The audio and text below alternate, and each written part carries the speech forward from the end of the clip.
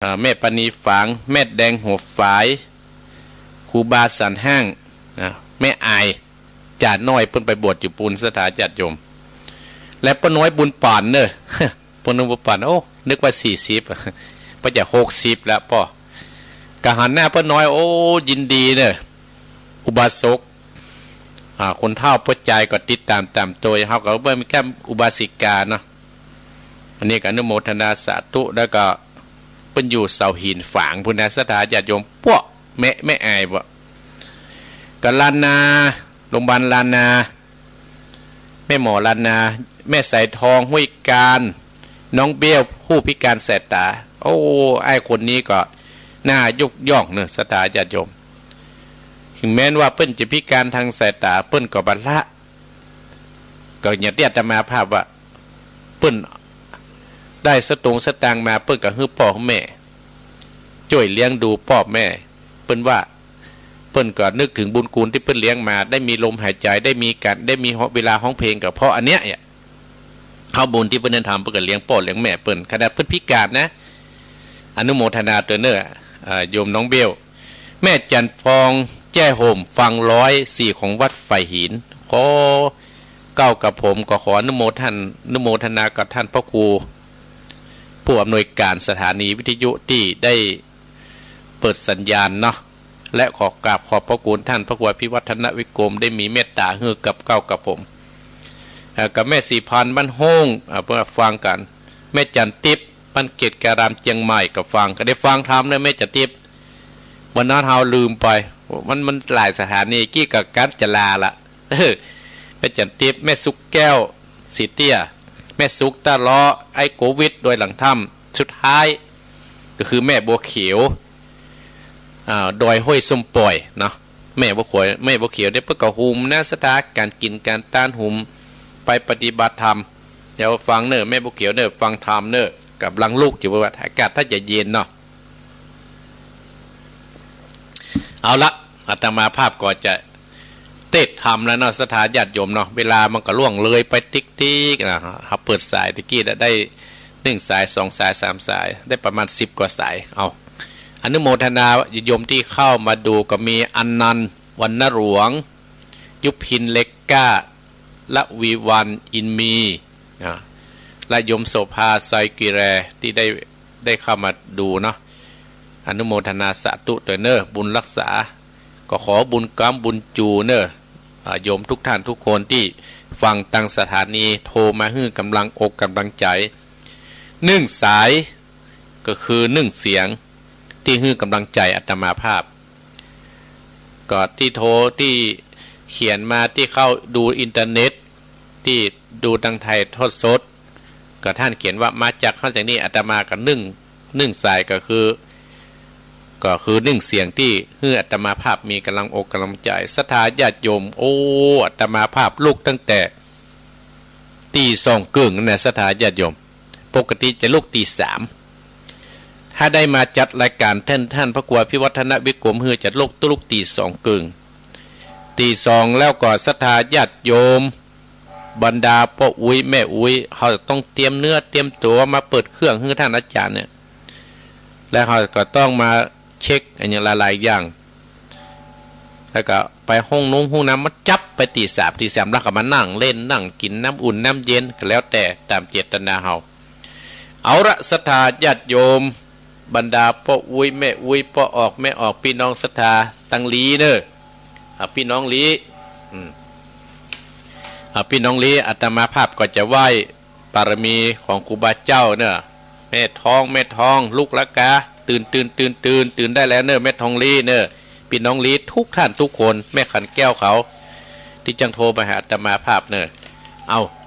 ไหว้ปารมีเนอะเอาหมู่ที่ลูกใหม่ก็ไหว้พระเสกรแล้วจะเต้ทำแล้วเอากับ1กับ2กับ3เอาอรหังสัมมาสัมพุทโธภควาพุทธังภควันตังอภิวาเทมิกาบสวะขาโตภควตาธัมโมธัมมังนัมสสามิกาบ สุปฏิปันโนภะคะวะโตสาวกสังโฆสังฆังนะมามิกราบนะโมตัสสะภะคะวะโตอะระหะโตสัมมาสัมพุทธัสสะนะโมตัสสะภะคะวะโตอะระหะโตสัมมาสัมพุทธัสสะนะโมตัสสะภะคะวะโตอะระหะโตสัมมาสัมพุทธัสสะสาธุสาธุพระปัญญาปะละมีสามทิฏฐัสสาธุพระปัญญาปะดามีวัดแวดล้อมมินิยปะละมีอ้อมล้อมระวังดีศีระปะละมีบางออกดาบเมตตาปะละมีผับเปตังปืนตานะปะละมีเป็นปืนตั้งต่ออุเบกขาปะละมีก่อเป็นเวียงสัจจะปะละมีแวดระวังดีเป็นไม่เตาขันติปะละมีไก่เป็นออกดาบบางนาไม้และปืนไฟอาทิตฐานะปะละมีปะปะไปจุแหงแข็งแข็งแรงแรงปอบหมู่มันปีสั่งไปเปตทุกตะเวเทนางตอรณีอัศจรรย์เสือเหมือนพันอยู่กลางน้ำนาตีกวางตอกกวางแตกตีฟองนานองนานอกเป็นเขาตอกดอกไม้มาปูจาพระแก่นไตรสัตตันพระพุทธังเลยจุงมาภายโพดจุงมาอานุญาตโพดผู้กาเตะดีแม่โตระดีออกมาดิดมวยผมอยู่ที่ข้างถาดจังไรขัดกางาสับป่นดินป่นนำนาทีลงพระไปก็อาบตับเต้าปะยามานเอาปุ่นกลัวไปยกมือตุนหัวใส่กาผู้ขานี่ชื่อว่าเป็นลูกศิษย์พระพุทธเจ้าตนมีบุญสมปันอันมากพระพุทธเจ้าจริงตั้งพระปัญญาปะละมีไว้เก้าจานตั้งไว้ตั้งหน้าก็ได้เก้าจานตั้งไว้ตั้งหลังก็ได้เก้าจานตั้งแต่หัวถึงตีน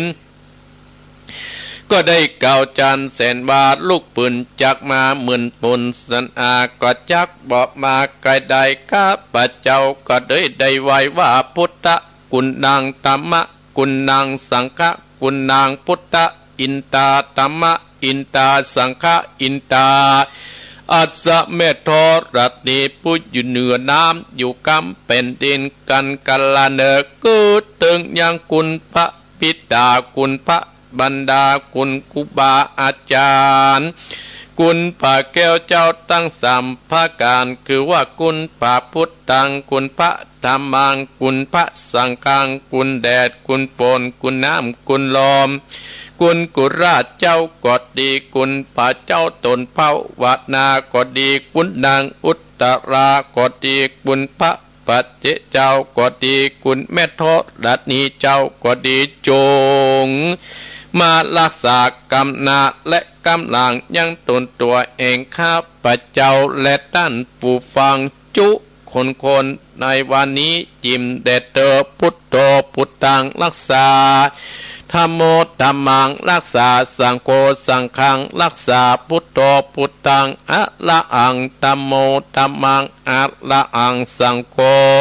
สังฆังอะละอังพุทโธพุทธังกันอาธัมโมธัมมังกันอาสังโฆสังฆังกันอาพุทโธโปกธัมมังปิดสังฆังมิตรอายุวันโนสุขังพะลังเอาละศรัทธาญาติโยมบรรดาพ่ออุ้ยแม่อุ้ยเนาะอาตมาภาพก็ได้สุดปารมีให้กับศรัทธาญาติโยมที่ได้ลุกขวายเห็นหน่อยหนึ่งช่วงที่สองส่วนช่วงที่แรกนั้นก็ไหว้พระตั้งแต่นะโมสวดพุทธคุณธรรมคุณสังฆคุณ สดคุณหลวงฮือศรัทธาพี่น้องอำเภอฝางตลอดถึงศรัทธาท่านผู้ฟังของอาตมาภาพกูคนมาแล้วศรัทธาญาติโยมก็ได้มาถึงน้ำธรรมคำสอนแบบมรดกธรรมกำเมืองดอกอาตมาภาพนี่มีหลายรสหลายชาตินะศรัทธาญาติโยมนี่มาตั้งเทศธรรมกี้มาตั้งบรรยายเล่านิทานฮือศรัทธาญาติโยมวันนี้ซึ่งเป็นวันติดเนาะเป็นรายการอาตมาภาพอยู่กับศรัทธาญาติโยมตั้งแต่ตี 4ถึง 6 โมงเมื่อเช้าก็แบ่งเป็นช่วงศรัทธาญาติโยมไม่มีการโฆษณาขายยา มีการโฆษณาขายยาต่อเนื่องไปเลยเพราะว่าต้องลาเพราะว่าเวลามันลากยาวไปเลยของวัดไฟผินก็ลากยาวก็เตือมันจัดถึง96เนาะมันก็ลืมตะกี้ก็ลืมไปฮะจะปั่นปอนติ๊กๆยังมาถึงปั่นปอนเตือนเนาะตะกี้ก็ได้อู้กับศรัทธาแบบหลักธรรมแบบข้อคิดฮือศรัทธาอู้หน้าที่ไผหน้าที่มันประเด็นนี้ก็จะเข้ามาเนื้อเรื่องแห่งพระธรรมเทศนามรดกธรรมกำเมืองแบบที่อาตมาภาพได้เคยจัดตั้งแต่รายการวิทยุมรดกธรรมกำเมืองศรัทธาญาติโยมก็มีเฮาก็ฟังกันหลายตนรูปหลายองค์แต่ละทุบและตนก็คนไปคนอย่างแล้วแต่ศรัทธาญาติโยมจะเลือกฟังเนาะธรรมเตียอาตมาภาพจะได้มาเทศนี่เป็นธรรมเป็นผูกเนื้อศรัทธาญาติโยมวันนี้จะเอาพระเจ้าสิบจัดมาเทศให้ศรัทธาญาติโยมตอนที่จะออกบวชเนื้อศรัทธาญาติโยมคือจะไปตอนที่สร้างบุญปารมีธรรมนี้พิมพ์โดยล้านพิญโยกัดดองดอกกลับปูนศรัทธาญาติโยมอาตมาภาพได้นำมาเทศนามีด้วยการ10จัดด้วยกันก็คือ10ผูกวันนี้เอาจัดเรื่องของพระเตมิยะเตมิบ้ายนั่นนะเตมิยะหรือเตมิบ้ายเนี่ยศรัทธาญาติโยมก็เป็นเพื่อนถามด้วยเนกขมะปารมีคือเพื่อจะออกบวชสร้างบุญสร้างกุศลเนื้อธรรมคำสอนนี้เพื่อนก็จะอู้ถึงเรื่องพระพุทธเจ้าเขาเนี่ยพระพุทธเจ้าเขามี10จัดนั้นเกิดเป็นนั้นจัดนี้เกิดเป็นนี้จัดนี้เป็นนั้นจัดนี้ได้เกิดเป็นลูกพญาเจ้าเมืองเนี่ยศรัทธาญาติโยมอยู่ในเมืองปาราณสีแล้วก็ผลสุดท้ายมาเปิ้นก็จะหาตังหลุดพ้นก็เลยได้เตี้ยอาตมาภาพทำได้ว่าเนกขมะปารมีก็คือเปิ้นเลยเกิดจะออกบวชเมื่อมาสร้างเอาคำสอนที่มาเผยแพร่ให้หมู่เฮา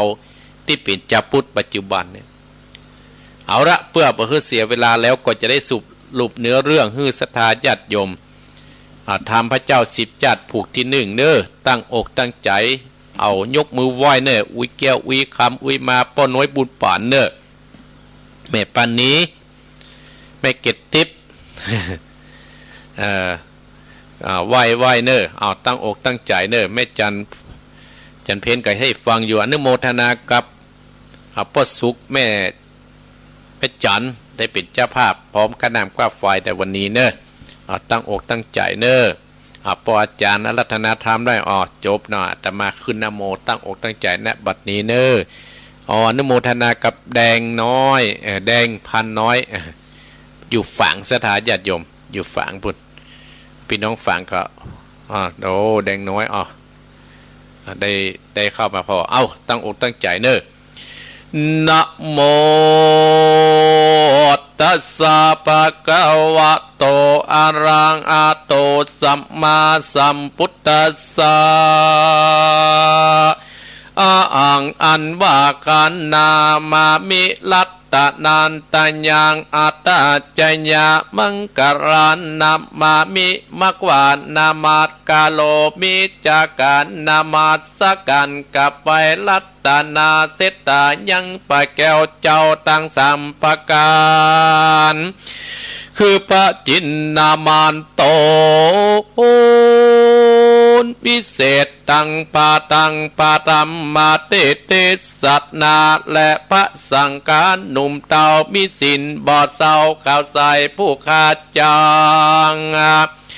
โอกาสกำดับจัดโปรโพธิญาณ10 ประกันลำเลิศย่อนบังเกิดสัตตาสืบศาสนาไปนาบัดนี้และนากิลาดังอุมานีเล่าปางเมื่อพระพุทธเจ้าตนนะถ้าลงยันสำลานยังจอดในอารามยอดเจตวันนะอาดามเรื่องงามบอดอยู่นอกบ่อนเมืองสาววัติตินันก็จะมีพิโค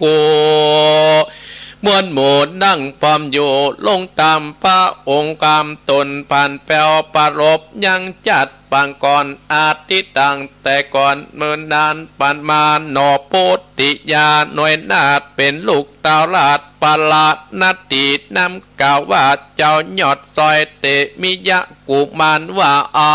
นนา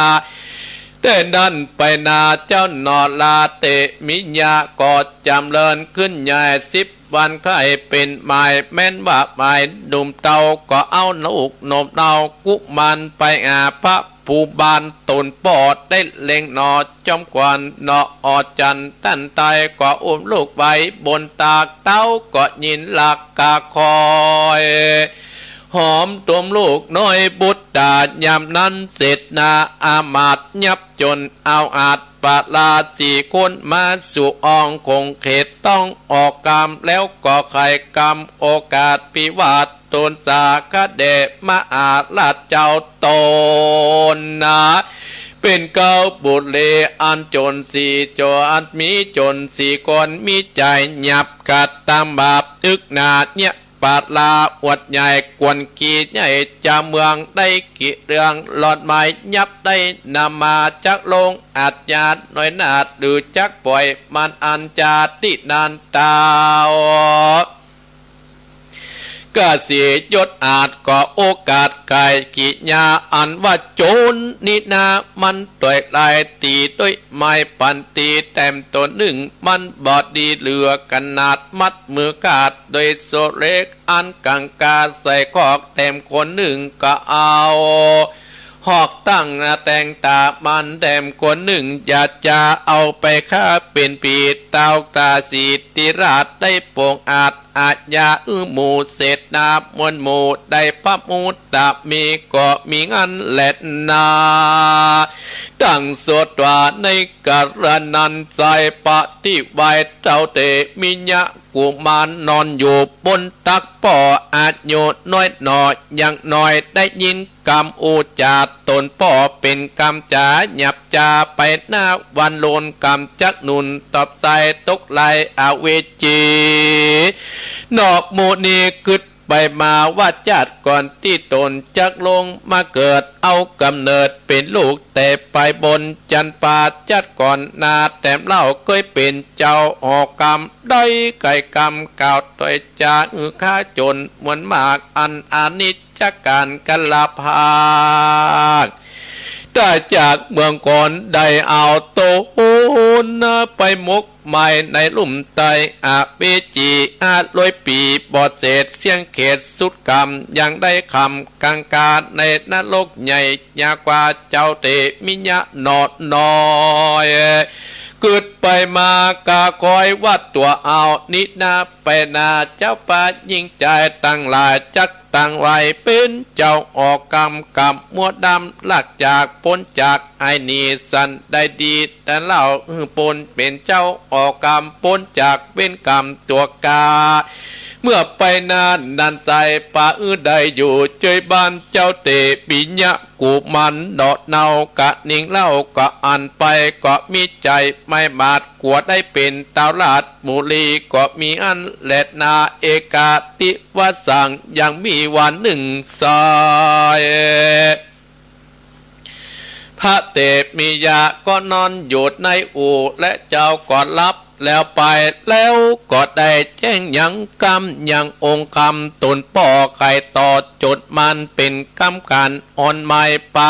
ไปสู่ยังที่อยู่อเวจียำนอนนา ก็มีเทวดาตนนะรักษาปราสาทหูแจ้งกาดอย่าไปอ่านเจ้าหนอออใจเอาไม้จริงน้อมใบตุนสาวัตตุลาเจ้ากุมารเอ่ยบุญมากเจ้าอย่าเกิดอากมองใจไข่หนีไก่ปับเศร้าจุงเป็นเจ้าปงตนเนี่ยเป็นคนถวยลอยเป็นคนนาใบอุตันยัดจะนานปักดังวิบักต่อจนดังเป็นคนอังกาบ่หูกิจจาต่อยจาเป็นคนนาดดูแควนจากได้ออกจากบ้านจากเมืองย้อนข่าวไล่จำหนีจากปนอาวิจีเอามา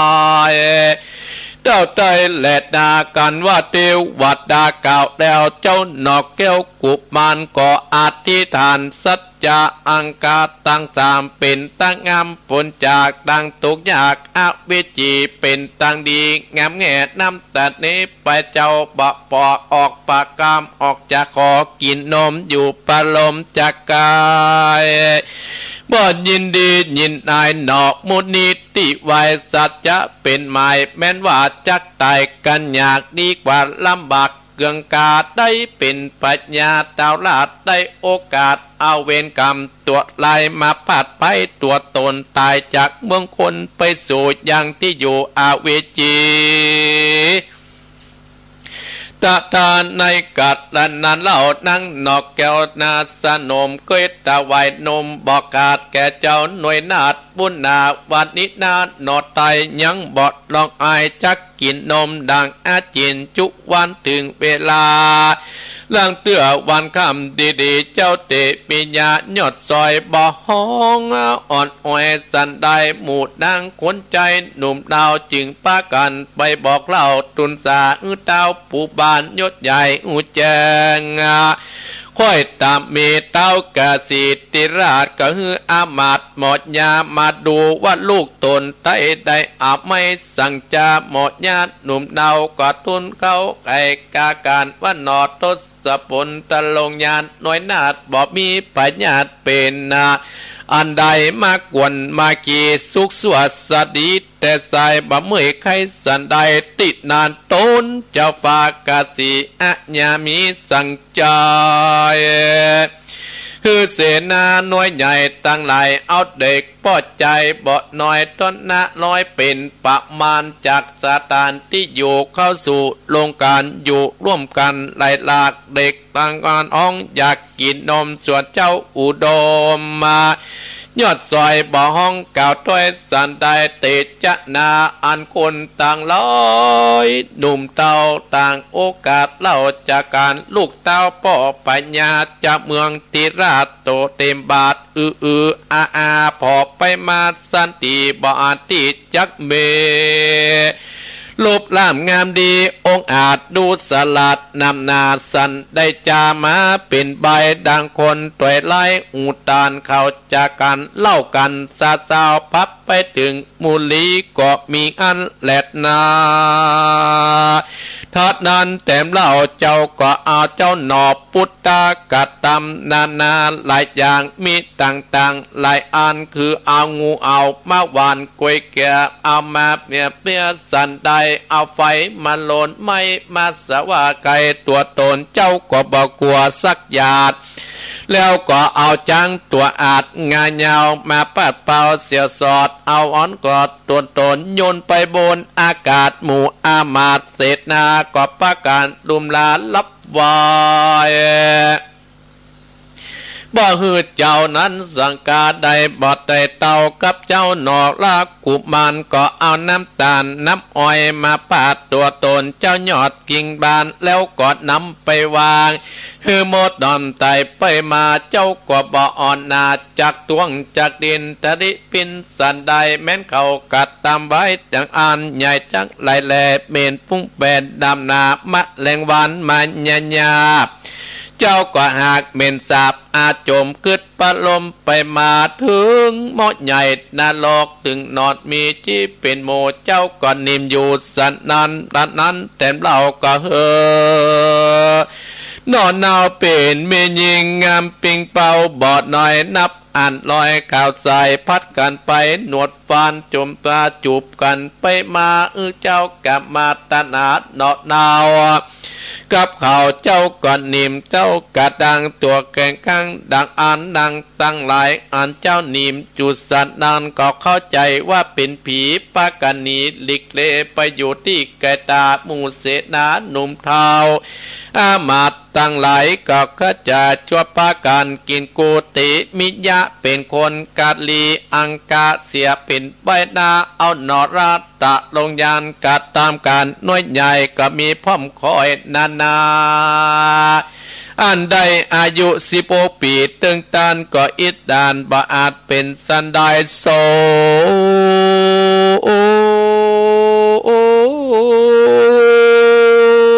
ลาจาอันว่าปัญญากาศิลาดก็มาตามอามาตย์คนใหญ่ตั้งหลายอันเคยกัดตำตานไว้เดิมตีเจ้าเตมียานี่เล่าจักเป็นพระเจ้าตะลงกูลนาไปลนนิสัยสั่งมาเป็นใบอาสานได้จากเก่าแล้วลูกแก้วเตมียะจักไรดีโอจักใครจะอันไปหาหมอโอลาผู้เต่าเทวดาอดใจเต้าอดใจยศญาติก็โอกาสกำไปบอกเล่าเจ้าหนอเดาเตมียาบอดดินบุรีนั่นใจไปยะอดตรวจลายจักมามาดไปสัมปาการคือเต้าผู้บันติราชจากเสียงกาดอินทรีของบุรีใหญ่กว้างทักแตกมังแหลดนาเจ้าปาตาใหญ่น้อยจักตามก้อยมองปานย้อนซึกอันการหยาบมาตนาบอาเมืองเครื่องกันหลอนไม้กอดตั้นตายจากวางใจรีบอย่าจางเจ้าหนอลาใส่สีอันเป็นอันกาลีบ้านเกลีเมืองใส่รถไปมงคลไปปล่อยจอนมาไตรตัวปาไปฟังปัจจาแดดตึตังสุตวาราชาราชาส่วนว่าปัญญากาศิราชได้ยินอากาศหมอตายก็มาปั่นใหม่กาอูตึงจักเอาบุญจูลูกไตไปฝังไว้ดงไปนางก็มีใจสะดงสะเต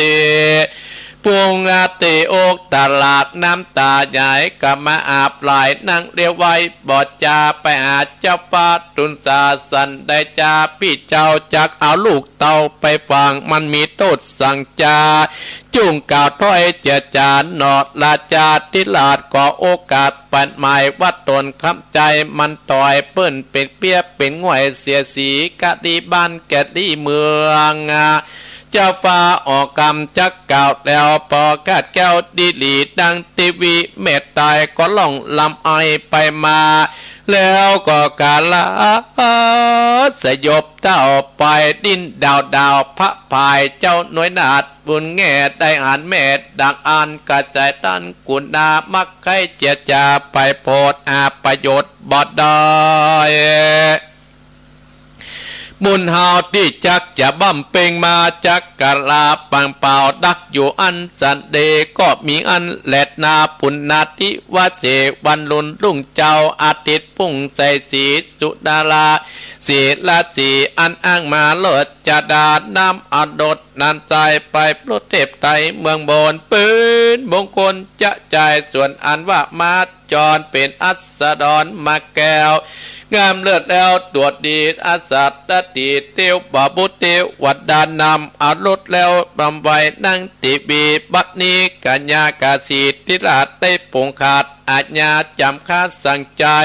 เอาหนอดได้ไปฟังเสียที่ปัจจาจากกดค่าเครื่องกีไขวิธีเมียดแล้วก็เอานางน้อยนาดดาลงจากปราสาทออกกลางจากลงวางรถแล้วก็ปฏิแล้วออกจากเวียงใจใบนาไปสู่ปัจจาก็มีงันและนากันว่ามาสู่ถึงปัจจาก็เอาซื้อผ้าปืนดีแองนอกมุนีบุญใหญ่มาซบใส่ตัวมันแล้วกดเล็บปันเสียมอาคุดเรียบร้อยแล้วก็เอากลมดินดานติดด้านนอดตัดลงยันหน่วยนาดกะนิ่งกวาดไปมากูนินาด แต่งใบนับอันใด10 ปีแข่งคดีดังเก่ากันนิ่งเล่าอันใจก็จะไกลบอกเล่าถึงอามาตย์ผู้ใหญ่แจ้งค่อยตามเมดูรานายศาสตร์ละติหยับจาสั่งมาเกิดจักฆ่าตัวเอาเป็นบาปบอบเบาได้รีดมาปะเพณีกรรมสอดมีแต่ตายใครบอกเล่าสอนมาอ่านคนนานับปังก่อนหลอนเตี้ยวไปต้องอ่อนใจนอนเต็มตัวได้เละหลอนไม้ตั้งไม้อันเปื้อนนา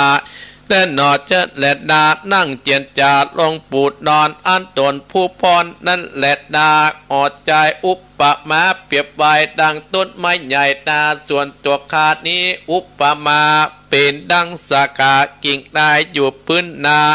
มุงบ่าวพระบุญส่งพ่อเจ้าตั้นจะอาศัยยังมีใจหยับจับจักฆ่าลูกบุตรตาเป็นดินนาบอดลายตั้นจังสังอนกันและนากันว่านายสัตว์อดีตได้งูกินเจ้ากูเตมีใบเป็นลูกเตาพญาเจ้าเมืองก่ออภิวาทตุนสาขอลัดตนาหนอดดาปิกไปสู่เมืองแดดดีๆเจ้าเตมิญะยอดซอยกาวถ้อยปันใหม่ว่าดูลาตันปะปันอย่าจาเอาเครื่องอลังการยังไปสู่ปุรีส่วนนายศาสตร์ละตีก็รีบปอกขึ้นสู่อย่างที่อยู่เวียงใจบอกข่าวตันเต้ากะสีก็มีงานแลดนาเมื่อนั้นปัญญากะสีได้ยินโอกาสข่าวสารว่านอทศพลลูกใต้บ่ใจคนบายก่อนนามาสการจมชื่นปิติตื่นเจยบานปาฏิวันมวลมากออกจากป่าเมืองไปสู่ยังป่าเจ้าเตมิยะไขวัตีโอกาสเจ้าหน่วยนาดกอบเตพาลาเตตองไปอยู่ห้องเมืองเจ้าเมืองนอดเดาก็บอกเจ้าปิตาวัดลูกป่าตนาไขบวชโลกวิสัยต้องมีใจไขบวชและนาเอาศีลนาสมาธิก่อในจอยบั้มเป่งทำไปจัดใจเงินได้อยู่เจยบ้านสุขสำลันไปนาสุขจันฟาเนลาปันสะโกเตวัดลาจาอันบาปัญญาติอินเจ้าฟ้าอูเจ้าหนอลาเตมิยะได้มีใจยินดีใครบวชก็เอาปานวดเป่งทำเป่งทำแนววิสุกรรมบุญกาก็เอาเครื่องอัตตาบริคารมาถวายตันหนอดนาวบุญบอดเจ้าหนอกมุนีก็มีหันแลดนาตินานเจ้าเตมิยะกุมารก็อธิษฐานออกบทและลวดบั้มเป่งตามภูมิวิหารนำบ่อขาดบ่อประมาทลาซาภาวนาจะใจบังเกิดใหญ่ยังยานสมบัติยันตั้งสี่ก็มีหันแลดนาโซ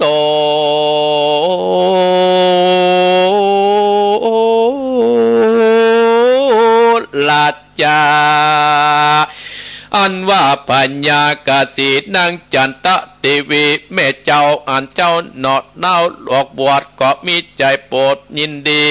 สมบัติมีมวลมากก็เอาออกสู่เป็นตานแล้วก็อธิษฐานออกบอดหือพระนวดเป็นจีเจ้ามุรีหนอดเนาปาการออกบอดโดยลายลามถือตามงามจุบอกาดคนใดบ้านเมืองใสบ่อเจ้าเอ็ดคนหนุ่มเตามีศีลเป็นอาจินคือหลอดบัลลาตอดต่างๆจึงสุขสำราญคำเจ้าบ่อสกเศร้าเคืองขีเจ้าเตมีญาติหน่วยนาดก่อโอกาสจะสอนเจ้านครมวลหมู่ตั้งอยู่ในกองตามเหมือนนันนำแต่เล่าถึงแก่เต้าจัดราหมดลัดน้ำมวยมางจากโลกกว้างเมืองก่อนนำเอาตนไปเกิดจันปาตุจิตดาก็มีและส่วนเจ้าตาลาดเกษีนางเทวีแม่เจ้าคนหนุ่มเต้าจะเมืองสินเรื่องบอกกาดบอกประมาทลาซากาลาควยกาดชีวิกาดเสียตนด้วยบุญกุศลที่ได้เกิดบนสวรรค์ก็มีหันแลดนาสัทธาอิมังจาตะกังสมณะเนสิสัทธาอันว่าทรัพย์ ปัญโยพระพุทธเจ้าก็จุงมาจุ่มนุมจัดปางก่อนกันแลเตรียมจัดนี้แจ้งทีอันใจพระจิงไก่โอกาสส่วนนาง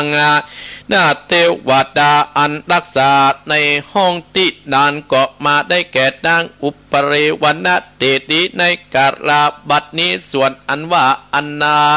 ทศาสตรตินันก็มาได้แก่ศาสลิบุตรเต็นในกาลาบัดนี้ส่วนคันติยาตังปอเมตนันใจก็ได้แก่ปัญญา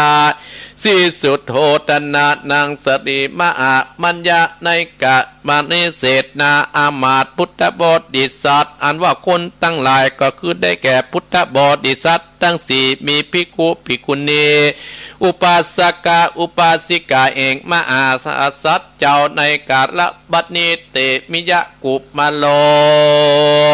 โลกานาโตอันว่าเจ้าเตมิยะนันใจก็ได้แก่พระตถาคตาอันปืนนาเต็นที่พังที่เพิ่งแก่โลกทั้งสามในกาลบัดนี้ตุเมภกวันตาตันตั้งหลาย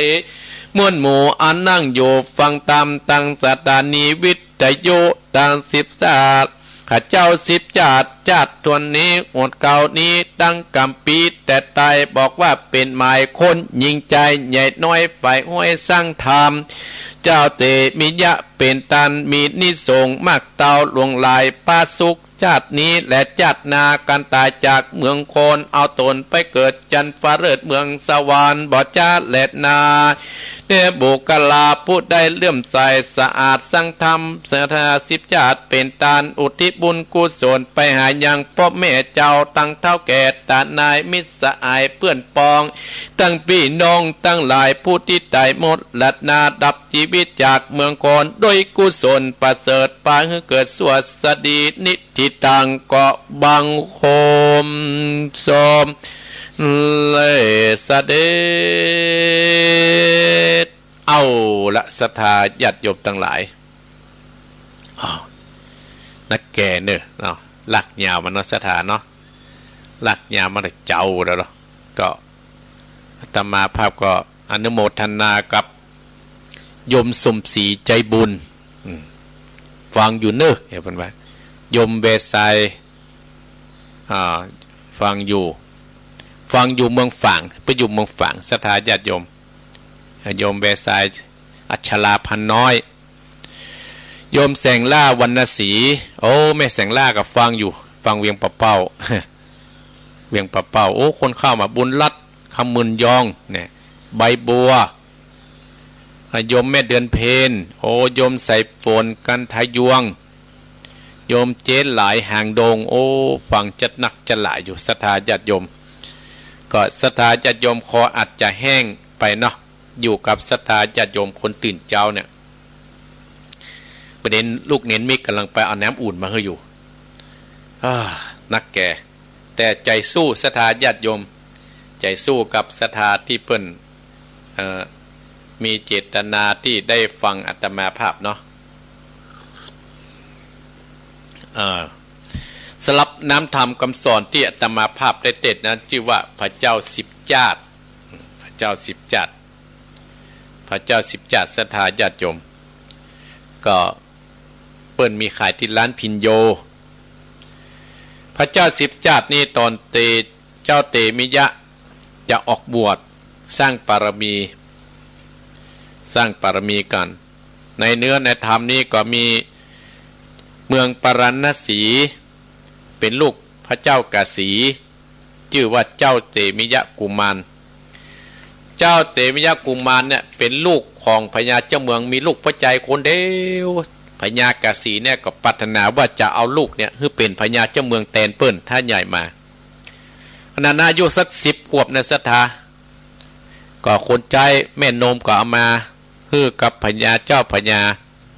าก็อุ้มในขณะนั้นมูเสนาอามัดก็ได้ไปยับโจรมา4 คนในขณะที่ลูกนั่งอยู่บนตักต้านทั้งหลายพญาเจ้าเมืองก็ตัดสินว่าโอ้คนนี้ต้องโดนอย่างนั้นคนนี้ต้องโดนอย่างนี้สะบะสะปันเจ้าเตมิยะได้ยินอย่างอันศรัทธาญาติโยมโอ้ถ้าได้เป็นพญาเขาจะต้องตุกเลยต ตกตลกทั้งเป็ดแล้วเขาจะต้องมาตัดสินความอย่างอี้อย่างอีป้อแล้วล่ะเนี่ยก็เลยปรารถนาว่าคืนอยู่อย่างอี้จะต้องเปลี่ยนพญาเจ้าเมืองแน่นอนปิกไปห้องสถาญาติโยมนอนปิดกำกืดละอ่อนนอนปิดกำกืดเนี่ยอายุสัก8-9 ขวบเนี่ยเป็นเรากำกืดขณะนั้นก็มีเทวดาที่รักษาห้องที่หันเทวดารักษายังปราสาทที่หันก็เลยมาบอกว่าโอ้เทมิยะ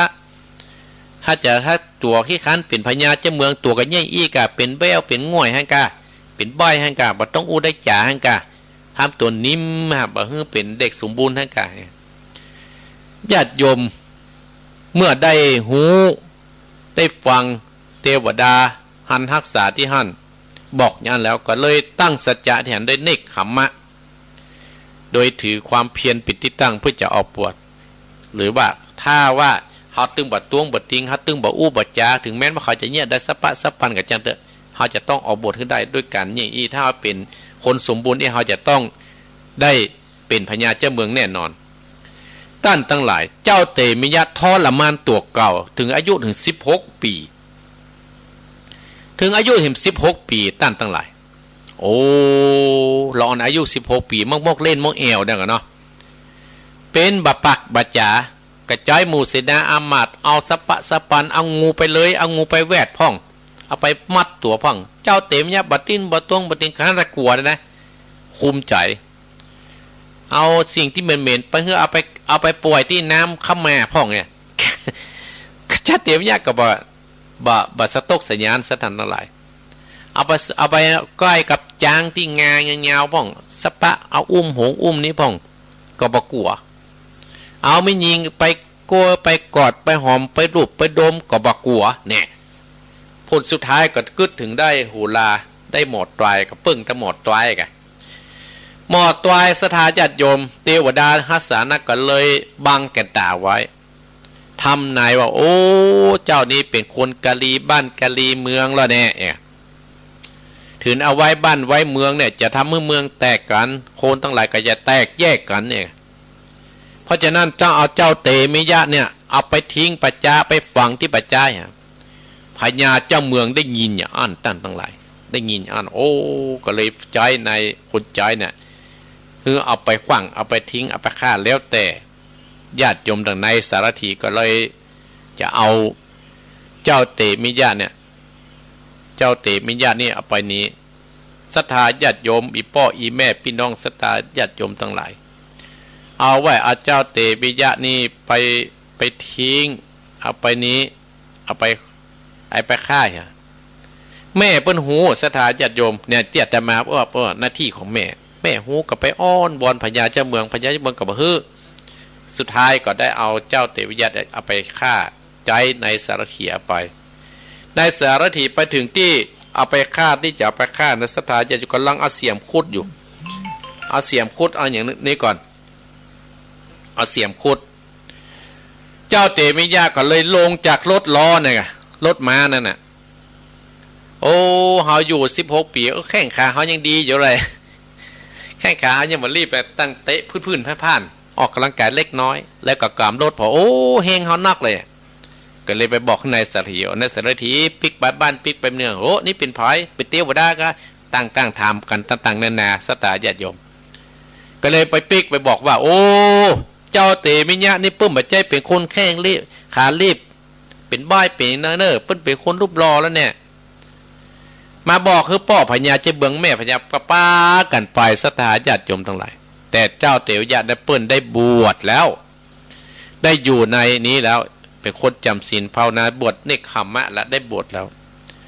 พ่อก็อ้อนวอนแม่ก็อ้อนวอนขึ้นไปอยู่ในหัวในเวียงไปปกครองมาเจ้าเตมิยะก็เลย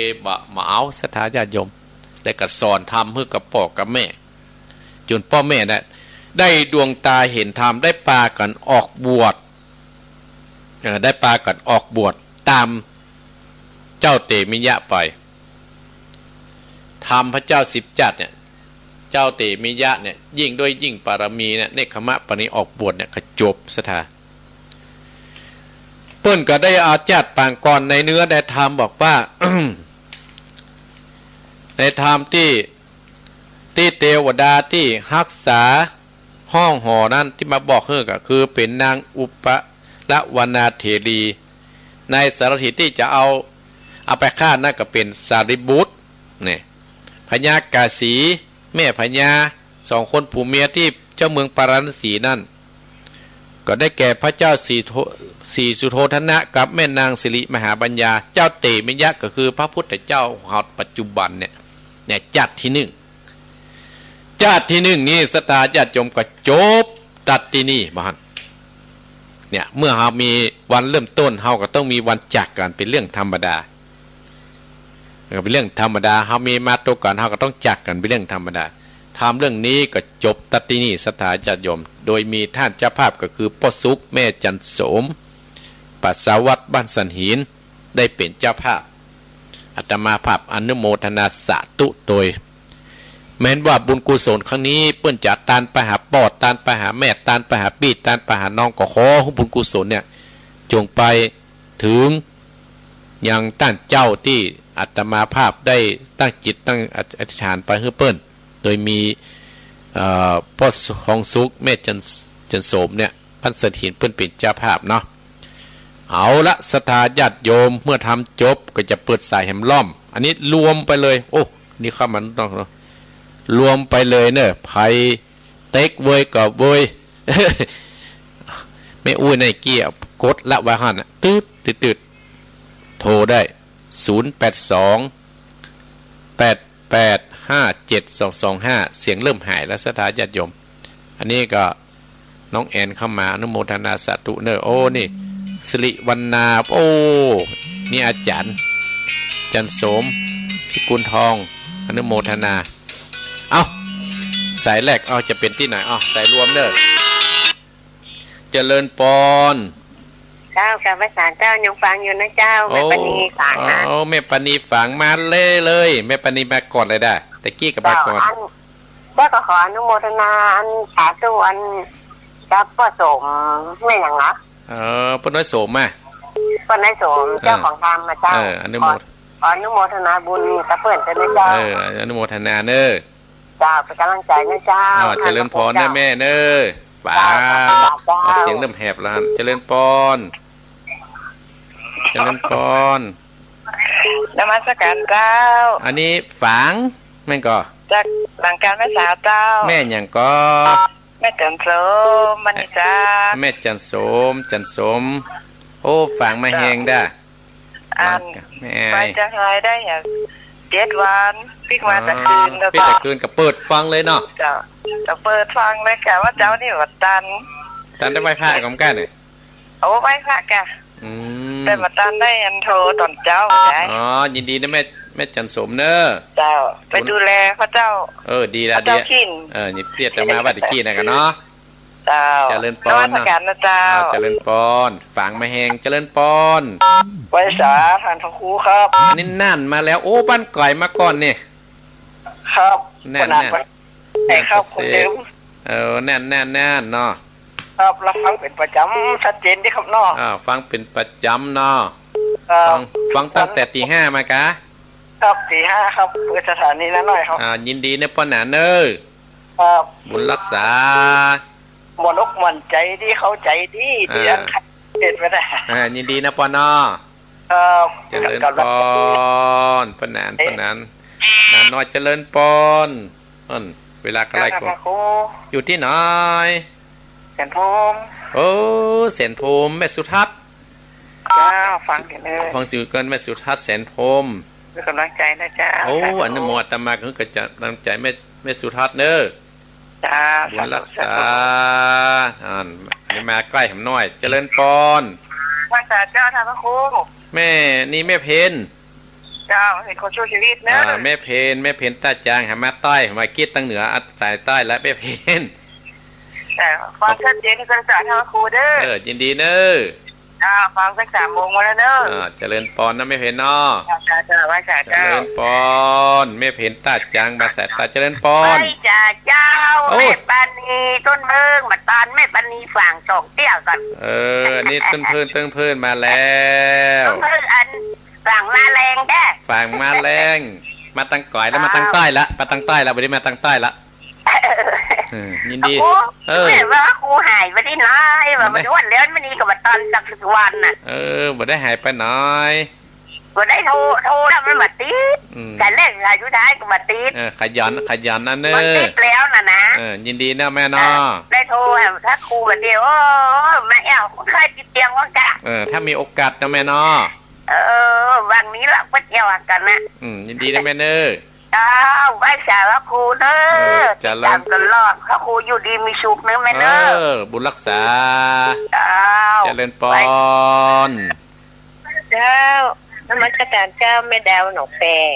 แม่ดาวหนองแฝกสลับปีนะแม่ดาวเนาะ ปีเจ้า อ๋อ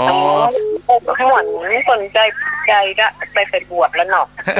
เพิ่นไปบวชแล้วพ่อแม่บวชหมด หวนแต่ดูพระครูงานเป็นคนมาดีละ น่ะวนตุกแล้วเนาะ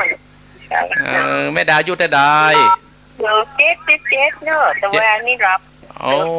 77แล้วใส่สวนมันฮ้อนหน่อยเม็ดเลย แข็งแรงเอาด้วยทำพรุ่งนี้รักษาสุขภาพแม่เจริญเนอ แม่ก็ขี่รถไปสแปดอยู่เนอะวันนั้นสิ โอ้บุญรักษาแม่ดาวบ้านหนึ่งก็แม่บ้านหนึ่งก็ น้องแฝกเนี่ยน้องแฝก น้องแฝกสลับปี เจ้า ยินดีนะแม่เนอ เจ้า เจริญปอนแม่ดาวเจริญปอนมาแล้วสายเหนือสายวันออกเราเจริญปอน กับว่าจ้าถ้าฉันเจ้า อันนี้เวียงป่าเป้าไหมก่อ เป็นไรเจ้า แม่ลายปวดสายเหนือนะแม่ลาย เวียงป่าเป้าเจ้า เวียงป่าเป้าแม่ว่าจะได้ กำลังใจให้ท่านพระครูด้วยนะเจ้า ขอบคุณแม่ลายอนุโมทนาสาธุ เจ้ากับอาสาเจ้า บุญรักษาเจริญปอน กับอาสาเจ้าอาจารย์ฟังอยู่เนอะ เม็ดตุเนี่ย เจ้า เม็ด ฟังอ ตุ ยู่นะ โอ้เม็ดตุฟังอยู่เนาะ โอ้ทำหนึ่งวันอย่างได้กับหมดเนาะ เนี่ยกะเวียงพี่น้องเวียงป่าเป้ามาเอาบ้านก่อยมดหันมาเนาะเจริญปอนนะแม่เนอ จ้ากำลังใจเนอะ เจริญปอนเม็ดตุเจริญปอน ครับกับอาสา บ้านเวียงป่าเป้าแม่แหมหมอพ่อบุญธรรม ครับผม ยังบัดโทรรับ อยู่เนอะ ติดตามเนาะ ครับผมตลอดอ่ะ ดีพี่มาหรือยัง มาแล้วครับ บุญรักษาเนอ ครับผม บุญรักษา ครับคิด มี ถึ ความ งเนอะ เจริญปอนเจริญปอนพ่อบุญธรรมปุ่งหนองเจริญปอนอันอยู่ไหน ไม่ทอง ลีมาแล้วแม่ทองคนเจ้าเก่ามาแล้ว ได้ฟังกี่โมงแม่ทองลี ฟัง5 โมงอย่าได้ไหวยัน ปาลมีเนาะ ได้สวดมนต์ไปจ้ะ แน่กับตาแม่ทองมาโทรมางานนี้เลยนะกินเฮ็ดท็อปหรือยัง ถ้าได้เฮ้ยถึง7 โมงกันน่ะ โอ้โหตึงหมดก้ายกะ มากายเจ้า หมดก้ายเนาะโอกาสหน้านะแม่เนาะ เจ้า เจริญพร อยู่ดีมีสุขเด้อ ปอนนี่ย้อนไปหาแม่ทองเนอ เจ้า เจ สาธุ ริ สา ญ ธุ ปอนแม่ทองเจ้าเก่าเจริญปอน ไหวสาเจ้าท่านพระครูฟัง แม่ ยู่ อามอน เจ้าแม่ฟังทำฟังแล้วฟังแถมก็ม่วนอยู่ แน่แกฟังแล้วก็แฮมเนาะ เจ้าเขาฟังเขาจื้อไว้มาฟังอันนั้นอ่ะ มันก็ม่วนอยู่ มันจำเนาะเจ้าคุณท่อมันก็ลืมของนะ มันจำไว้ละฟังตั้งแต่พระบาทมาแล้วดู ยินดีแม่เนอ เจ้าแม่คือกำลังใจพระนครูเนอ แต่มาก็คือกำลังใจแม่เนอ เจ้าท่านพระครูอยู่ดีมีสุขเนอจะคือเจ็บใครได้เป็นอย่างเนอจะได้ฟังกันไปเมื่อบุญรักษาเนอแม่เนอ เจ้าไหว้สาเจ้า เจริญปอนเอาสายสุดท้ายเจริญปอน เจ้าไหว้สาเจ้าท่านพระครู สายนี้อยู่ที่ไหน อยู่ดอนใจประแดดเจ้า ดอนใจประแดดแม่ฟังดังได้ 104ค่ะ 104ดอนใจประแดดประแดดอำเภอเมืองได้ไหมเนาะ เจ้า แม่ฟังมาเมืองแล้วกะ ฟังเมินนะเจ้า แม่ ยังฟังไม่ได้ผ่าไปท่านอย่างนี้ บ้านอันแม่เคยฟังนะแต่มาเป็นเมินแล้วเนาะ ฟังเมินเราเคยโทรหาแล้วจ้ะ ดอนใจไปอายุเท่าใดฮะแม่นวลแม่นวลอายุเท่าใดแม่นวล แม่นวลได้6ได้36 เฮ้ย ปีนเอาเนอะ 36 63เนี่ยเนาะ จะเขางงเลยเนี่ยเป็นนวลฟังแม่จนกับฟังได้ไหมเนอว่าอาตมาออกวันติดนะอ๋อฟังอยู่เจ้าบุญรักษาฟังต้องลงท่านพี่กรมแล้วจ้ะโอ้ดีละอโมทนาได้ไหมเนอเจ้าจะเลินปอนละสถาญาติโยมสถาญาติโยมอาตมาภาพก็จะงดรับสายเนาะก็จะได้มาทวนเบอร์ที่เปิ้นโทรมาให้กำลังใจอาตมาภาพแม่ปณีฝังเนี่ยแม่ปณีฝังคนฝังนี่ฮู้จักอาตมาภาพจัดหนักนะไม่หลวงพิกูลปัญชัยแม่ปณีฝังแล้วก็อยู่เปิ้นอยู่แม่จันโสมเนาะแม่จันโสมแม่อายหมู่แม่อายแล้วก็ป้อนนานประเสริฐจังหวัดน่านนาน้อยแม่สุทัศน์แสนพรมแม่เพ็ญตาจางแม่ปณีต้นเพิ่ง